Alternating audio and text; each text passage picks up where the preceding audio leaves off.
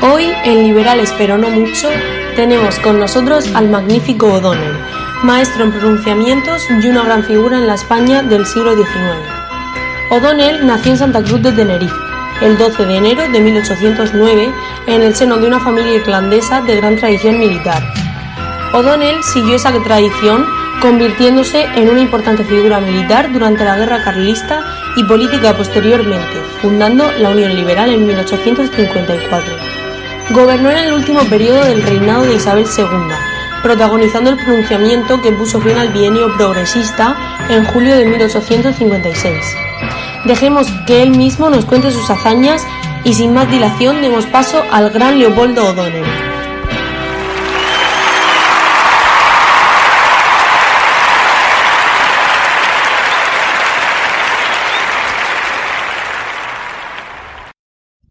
Buenas a todos, estoy encantado de estar en directo con vosotros. Estas nuevas tecnologías no estaban hace unos años. Pensar que me está escuchando medio mundo es un placer. El placer es nuestro. ¿Y ahora qué puedes contarnos sobre la Guerra Carlista? Diría que la Guerra Carlista fue el gran ejemplo de no asumir las derrotas. El hermano de Fernando VII decidió no aceptar a su sobrina como reina. Yo creo que de eso de hacer la contraria es cosa de familia. Entonces decidió declarar la guerra a su propia sobrina. En estos tiempos, como Isabel era muy pequeña, estaba de regente su madre, María Cristina, que tuvo que lidiar con el pesado de su cuñado dando tiros por ahí. Carlos tuvo un buen comienzo con Zumalacárregui, al mando, y las batallas al norte de España y el Levante con la figura de Cabrera, un bestia, experto en fusilar. Sin embargo, cuando Zumalacárregui murió, mientras veía el asedio a Bilbao, como si estuviera en el teatro, los carlistas se retiraron de allí, aunque un año después volvieron a intentarlo, fracasando tras la victoria de mi compañero Espartero en la espectacular batalla del puente de Luchana, hace unos años, en 1836, donde liberó Bilbao. Después de esta vergonzosa derrota, para los carlistas decidieron hacer expediciones por el país, aunque por los hechos yo creo que la de Miguel Gómez fue más una excursión. Por no hablar de la expedición real del mismísimo Carlos, que llegó muy valiente a Madrid, pero en vez de entrar, le entró a él el miedo, y se fue para el norte otra vez. Allí, bajo el mando de Maroto, decidieron lo más coherente, rendirse. Y así fue. Maroto y Espartero protagonizaron el abrazo de Vergara, con el que aceptamos los fueros del País Vasco y Navarra, y les dimos unos puestecillos a los militares en el ejército del Estado para que aceptaran a nuestra reina Isabel II. Y aunque el descerebrado de Cabrera siguió la guerra en el Maestrazgo, poco le duró, porque un año después se tuvo que exiliar por tener una derrota tras otra. Y así que yo diría que ya sabes todo sobre la maldita guerra carlista. Interesante. Y una vez ganada la guerra, ¿qué ocurrió? ¿Qué tienes que decirnos sobre la regencia autoritaria de Espartero? A ver, ¿qué podría decirte sobre esto? En cuanto a los daños materiales y personales después de la guerra, como en cualquiera, fueron desastrosos. Sin embargo, la victoria contra los carlistas fue el triunfo definitivo del liberalismo, misión que comenzaron nuestros compatriotas ya en 1812 con la Constitución creada en las Cortes de Cádiz. O sea que realmente le demos unas gracias a los carlistas por hacerlo tan mal. Este triunfo empoderó a Espartero como el héroe de la guerra, lo que le hizo comenzar su regencia con mucho apoyo, tras el exilio de María Cristina. En cambio, poco después del abrazo de Vergara, en el que definitivamente derrotó a los carlistas y se proclamó como héroe en nombre de la reina Isabel, se convirtió en un traidor, tan autoritario como los mismos contra los que había luchado. Un ejemplo de esto lo tenemos en el bombardeo de Barcelona de 1842. Aquí podemos ver la incompetencia de Espartero para solucionar los problemas y para lidiar con la oposición, generada por la política librecambista de Espartero, que era necesaria por las deudas creadas con Gran Bretaña durante la regencia de María Cristina.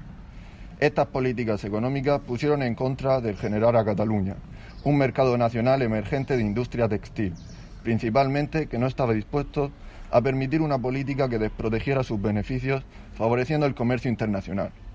Espartero tuvo la magnífica idea de combatir la oposición bombardeando Barcelona. Toda esta serie de actuaciones dictatoriales hicieron que el liberalismo se uniera para expulsar a Espartero y así comenzara el reinado de nuestra gran Isabel II. Bien, pero antes de la regencia de Espartero estuvo María Cristina. ¿Qué puedes decir sobre esto? Tras la muerte de Fernando VII, Isabel era muy pequeña para gobernar. Solo tenía 3 años. Entonces su madre, María Cristina, comenzó su regencia.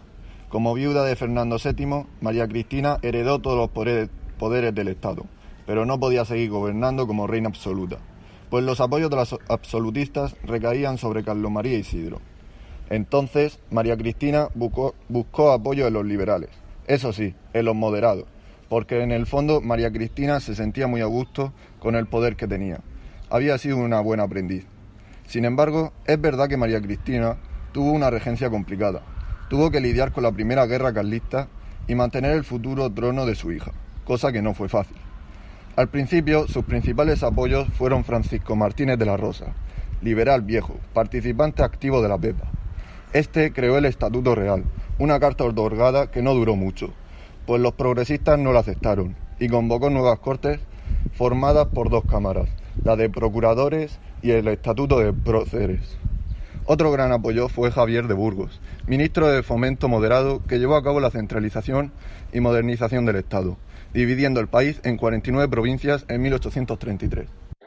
Y con estas medidas que realizaron los moderados, que aparentemente podrían haber tenido éxito, ¿por qué entraron en el poder los progresistas? La realidad es que el Estatuto Real no tuvo mucho éxito, y en la situación de guerra en la que se encontraba, María Cristina necesitaba buscar apoyos en cualquiera, y eso hizo. Aprovecharse de los progresistas que pedían superar el marco legal establecido con el Estatuto Real para mantener el poder. De ahí a que María Cristina llamase a Mendizábal, la regente, con el fin de disminuir la deuda pública consolidada y de entregar al interés individual la masa de bienes raíces que han venido a ser propiedad de la nación, a fin de que la agricultura y el comercio saquen de ella las ventajas que no podrían conseguirse por entero de su actual estado, o que se demorarían con notable detrimento de la riqueza nacional de otro tanto tiempo, como se tardara en proceder a su venta, en nombre de su hija, la reina doña Isabel II, decretó que quedaban declarados en venta desde entonces todos los bienes raíces de cualquier clase que hubiesen pertenecido a las comunidades y corporaciones religiosas extinguidas y los demás que hayan sido adjudicados a la nación por cualquier título o motivo. Y el pago del precio del remate se haría de 2 modos, o en títulos de deuda consolidada o en dinero en efectivo. Entonces fue cuando Mendizábal aprovechó la desamortización de bienes del clero regular y su posterior venta en subastas públicas para plantear 3 objetivos: obtener ingresos para la supervivencia del régimen liberal y el futuro trono de Isabel II, es decir, ganar la guerra. Solucionar los problemas de la hacienda o al menos reducirlos. Ganar apoyos sociales a la causa liberal.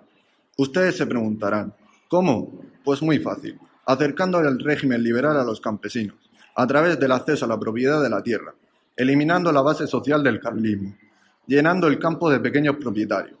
Se trató de una reforma agraria que permitiría el acceso a la propiedad del campesinado. Sin embargo, aunque ganaron la guerra, no solucionaron los graves problemas de la hacienda, ni hubo una reforma agraria como tal. Fue una auténtica oportunidad perdida en el ámbito agrario, de llenar el campo español de pequeños propietarios, ya que fueron los más poderosos, nobleza y sobre todo burgueses, los que aprovecharon la situación. Además de la desamortización, hecho trascendental en la regencia de María Cristina, también se creó una nueva constitución, ¿me equivoco?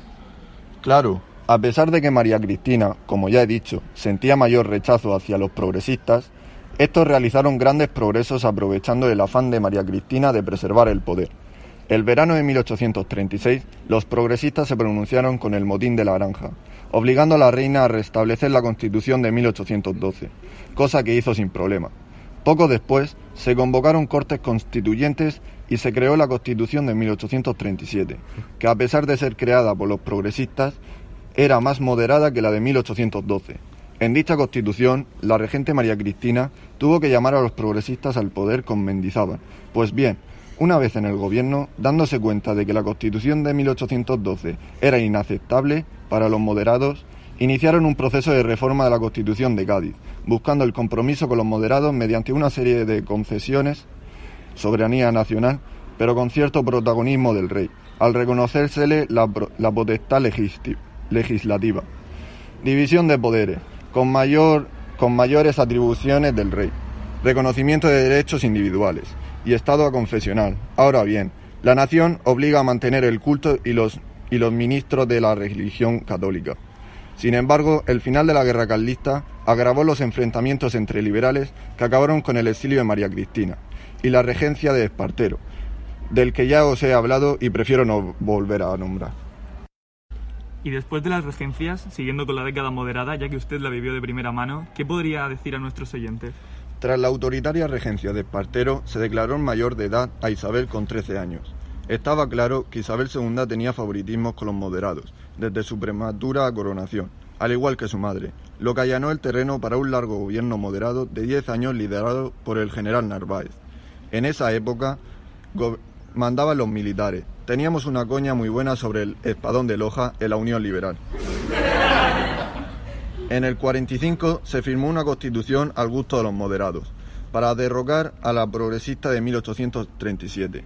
Esta manifiesta la soberanía compartida entre las Cortes y el rey, división de poderes, pero no mucho, Estado confesional, en fin, lo de siempre. Y en el 51 la religión cristiana se convirtió en la única permitida. Unos años antes, en el 1844, se fundaba la Guardia Civil a raíz de unos cambios jurídicos, administrativos y económicos que necesitaban de una institución que garantizase los principios de la legalidad y orden. Por último, se intentó escolarizar al máximo número de ciudadanos, pero no salió muy bien. Todo esto desató una gran oposición y desgastó a los moderados. ¿Y ahí se pronunció usted, puede ser? Cierto es, me pronuncié ese 7 de julio del 54, porque España necesitaba un cambio urgente en sus políticas liberales, y además, esto de pronunciarse ya era tradición. Y para qué mentiros, vi una gran oportunidad para entrar al poder, que era el único desgraciado que no había tocado el bastón de mando.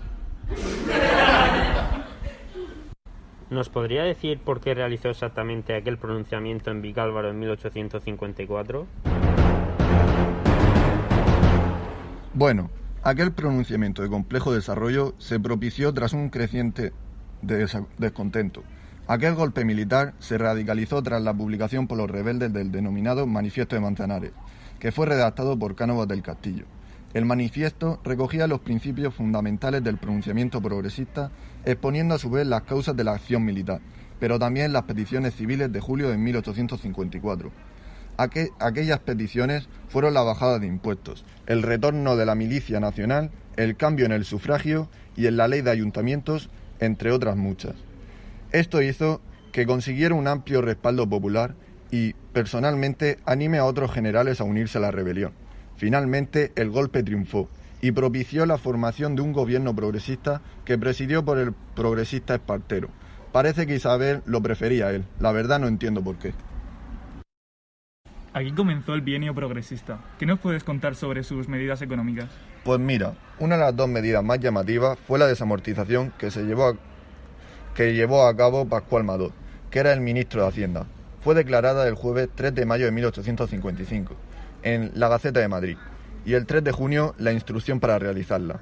Se declararon en venta todas las propiedades principalmente comunales del ayuntamiento, del Estado, del clero, de las órdenes militares y de la instrucción pública, con las excepciones de las escuelas pías y los hospitalarios de San Juan de Dios, dedicados a la enseñanza y atención médica respectivamente, puesto que reducían el gasto del Estado en estos ámbitos. Igualmente, se permitía la desamortización de los censos pertenecientes a las mismas organizaciones. Fue esta la desamortización que alcanzó un mayor volumen de ventas y tuvo una importancia superior a todas las anteriores. Tras haber sido motivo de enfrentamiento entre conservadores y liberales, llegó un momento en el que todos los partidos políticos reconocieron la necesidad de rescatar aquellos bienes inactivos, a fin de incorporarlos al mayor desarrollo económico del país. El Estado ingresó casi el doble de lo obtenido con la desamortización de Mendizábal. Este dinero se dedicó fundamentalmente a cubrir el déficit del presupuesto del Estado, amortización de deuda pública y obras públicas, reservándose 30 millones de reales anuales para la reedificación y reparación de las iglesias de España. Esta ley supuso la fusión de las normas desvinculadoras tanto en el campo de la desamortización civil como en el religioso. Y la otra medida fue la Ley de Ferrocarriles de 1855. Esta ley fue aprobada